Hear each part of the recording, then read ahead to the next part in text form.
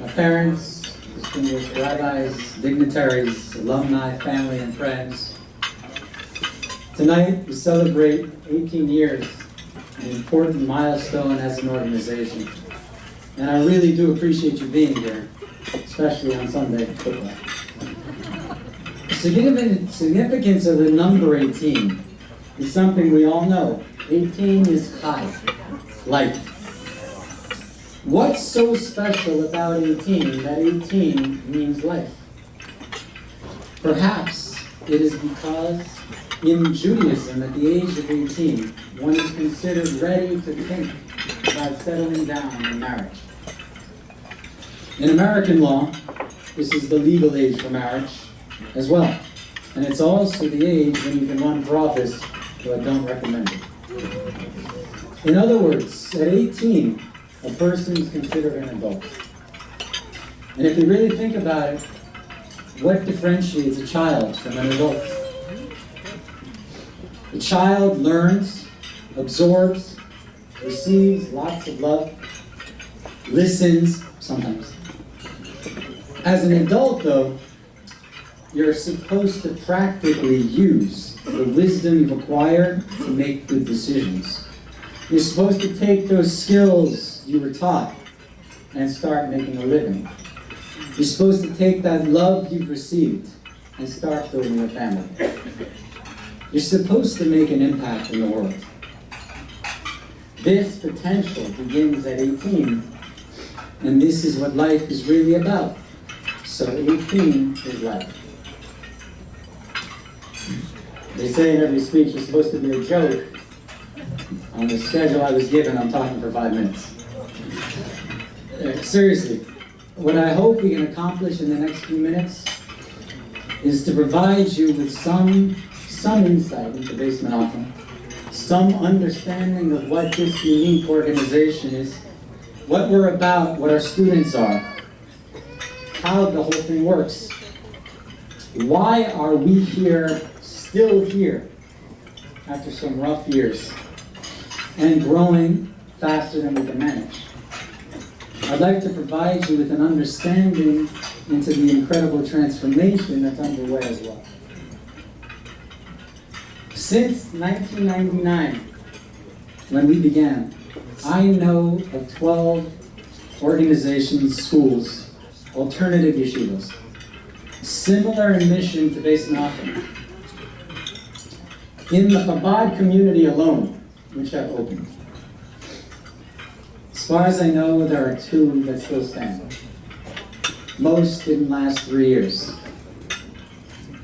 The few that have survived veered off into somewhat of a different direction in order to make it work. This isn't easy. But this is not a source of pride or pleasure for me. I'm really sick of having to tell parents, yeah, I'd love to take your son, and it sounds like he fits here, and I'll put him on the waiting list behind 11 other kids. It's not fun. There need to be a growing number of alternative yeshivas for the growing number of students with the variety of interests that they have. If you open the Merriam-Webster dictionary and you open to the word educate, it's translated as follows: to give information to someone or train someone in something. With information, minds are enlightened, windows are opened, and intelligent choices can be made. In Hebrew, the word for education is chinuch. Chinuch means dedication. So from the Jewish perspective, education is more than transmitting information. It's about teaching our youth in order to bring them up to commitment and fulfillment of higher purpose. Yet, education has a deeper meaning still.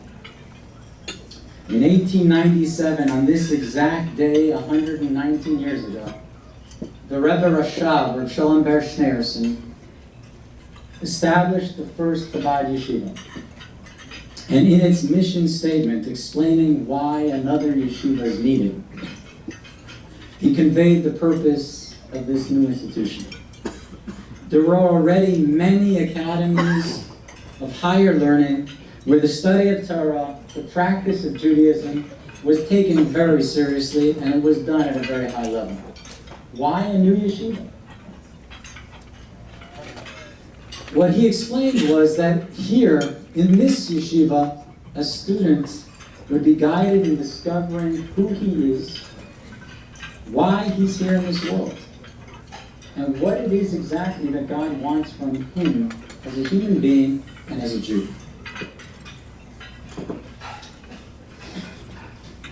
The following story perhaps best illustrates what Beis Menachem is about.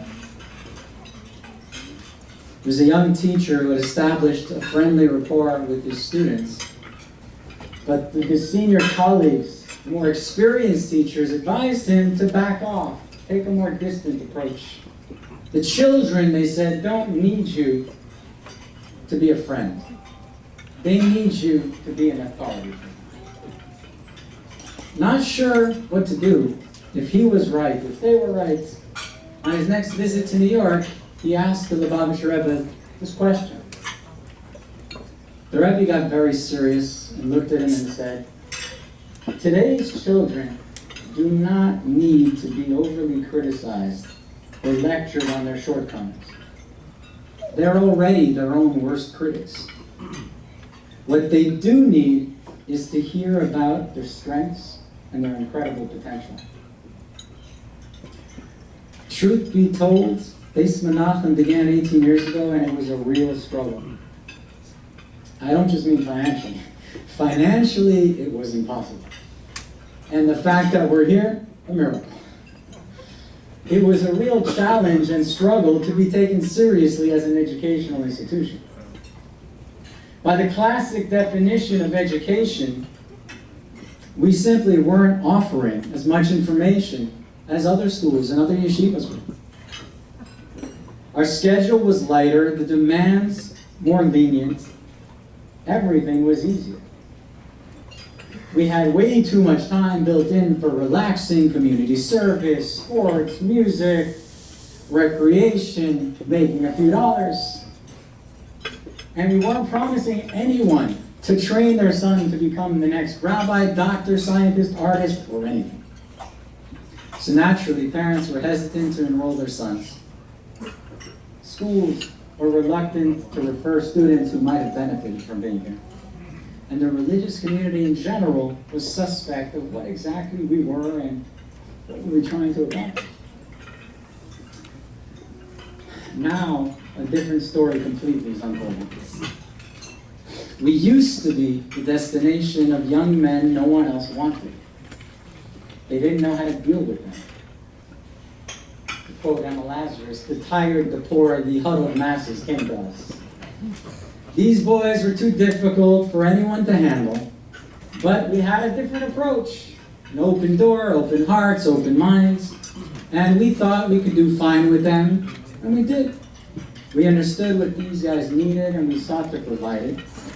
They didn't fit in anywhere else, but that was because they were too much to handle. And too much is not a bad problem to have. But what's happening now? Well, what began as an alternative suited for those who struggle has actually now been widely embraced by the mainstream. The approach we always took for those who don't fit the mold is the approach others now seek to emulate.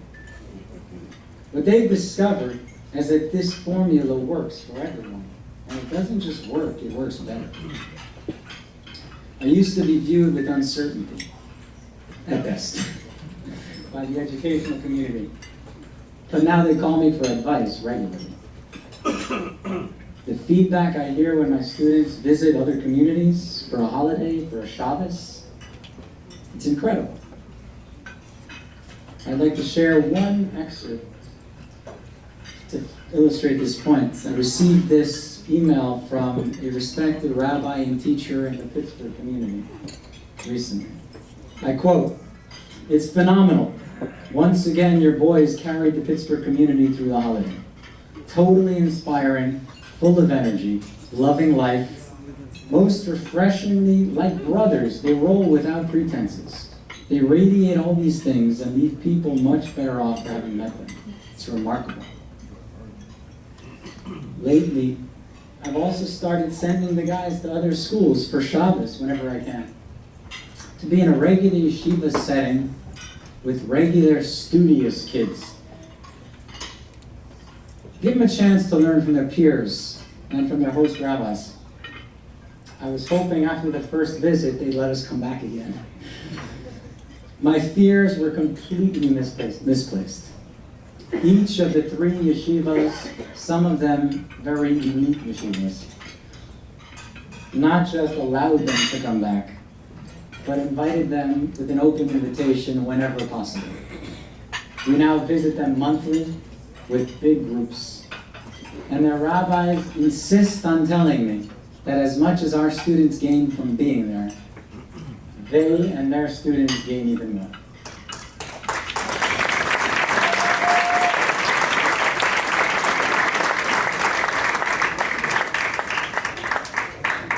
So what's changed?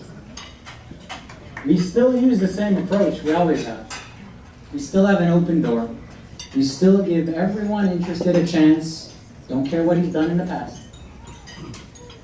Yet now, besides for welcoming those students we originally opened to serve, those who have a hard time fitting in anywhere else, we also welcome a growing number of transfers from regular and even elite yeshivas.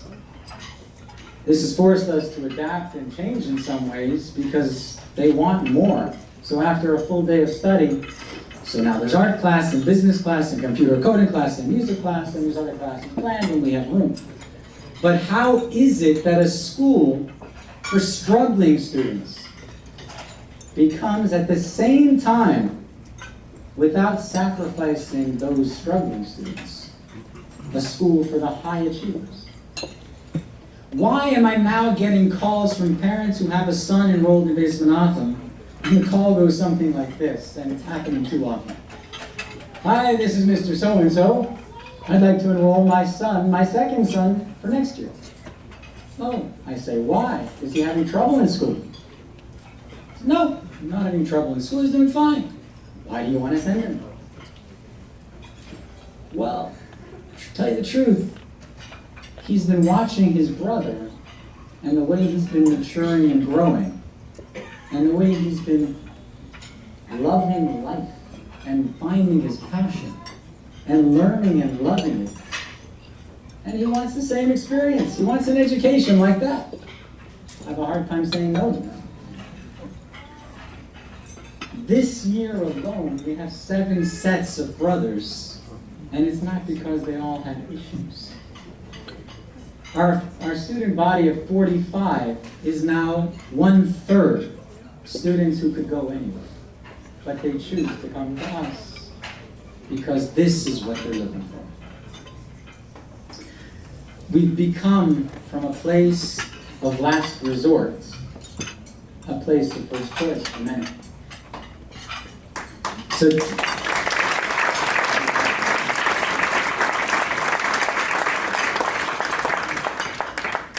to answer the question, what has changed? Why is Beis Menachem in this position? And why are we still here at all? The answer is really simple. People have come to realize the value of education by its deepest definition. And they've also come to realize that by any definition, Beis Menachem provides a pretty sound education. We transmit information and train students in a way that every student can appreciate and learn. And though less time is spent doing it, we focus on the most important information needed to help young men grow. We teach, and the best teaching is done by modeling. Commitment and dedication to mission and purpose. Guiding students onto the proper path in life. At this point, I'd like to ask the teachers, although they've been asked already, I'd like to name them. If you can stand up, Rabbi Ilan Weinberg.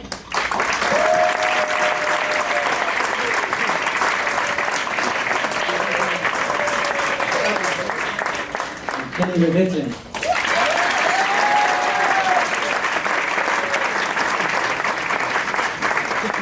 Rabbi Yossi Shulman.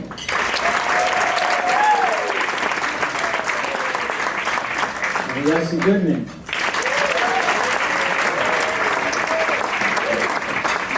Rabbi Chaim Rubinoff.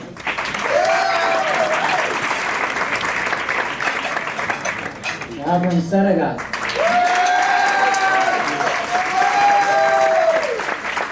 And Rosa Geyer.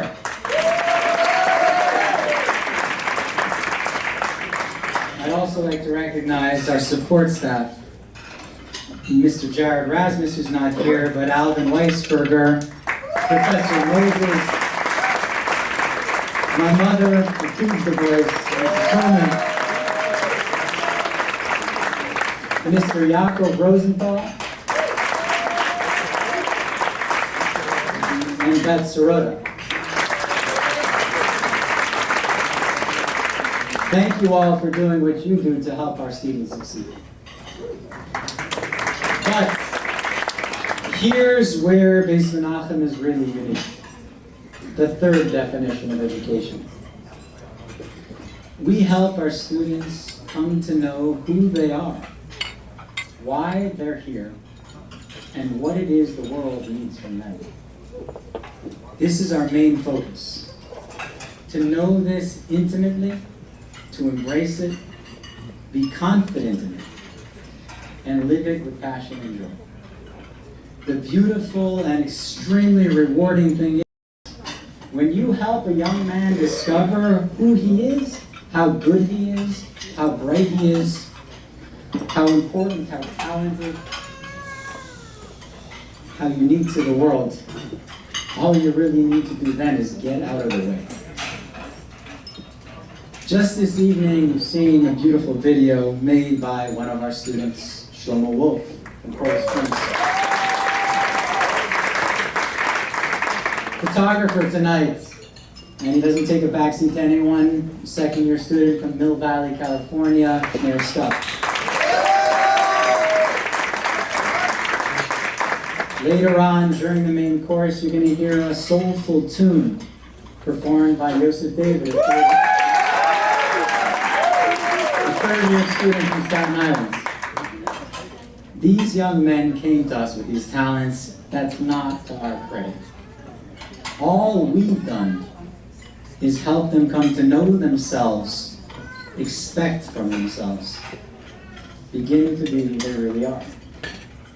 I mean, honestly, I'd really love to share more of who our boys are, because that speaks much more than any words I can say. Time's not going to allow that.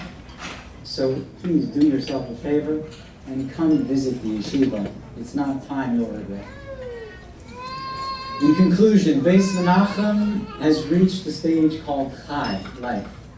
Like any live entity, we grow continually and noticeably. Surviving and maintaining is not good enough. As far as we're concerned, we're just getting started. Presently, we're negotiating on the purchase of a building in Kingston, which would double our capacity overnight. No more waiting list. No more telling people, sorry, I know your son belongs here, but I can't fit him. You'll have to find somewhere else that doesn't exist. Absolute worst part of my job. So I'm going to break from protocol now and do something I'm not supposed to do. I'm going to appeal to you right now to please step up and help us with this purchase. When we call upon you, or even before we do, please give generously to ensure that many more young men can soon come to know themselves, know the joy of living fully, and then begin to share their gifts with the world. Wishing you l'chaim and a sweet new year.